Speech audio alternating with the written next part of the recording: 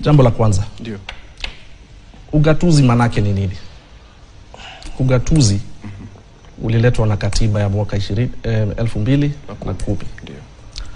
Ugatuzi manake kwa kifupi ni kuleta huduma ya umma kumkaribia mwananchi. Hapo zamani wakati wa KANU kulikuwa na ile siasa tulikuwa tunaita siasa ya chama ni baba na mama. Ya kwamba jambo lolote la maendeleo lazima rais yakuje azindue. Jambo lolote la maendeleo mkitaka kwa eneo lenu wakati kulikuwa na mikoa. Lazima viongozi wa kisiasa wa mikoa wawe ndio wenye kuimba wimbo la mtukufu rais. Hiyo enzi ya siasa iliisha bwana. Iliisha kabisa.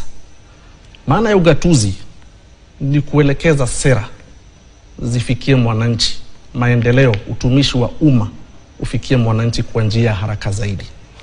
Kwa hiyo vile umemuuliza daktari kwa heshima ya kwamba haja gani kuzindua mara 2 mara 3.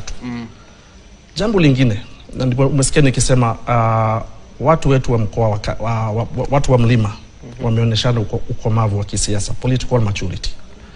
Ni hivi kwamba tumeangalia tukajiuliza, haja yetu ni maendeleo, haja yetu ni kutimiziwa. Kwa mfano ile ilikuwepo wakati wa uhuru walikuwa wanaita Big 4 agenda.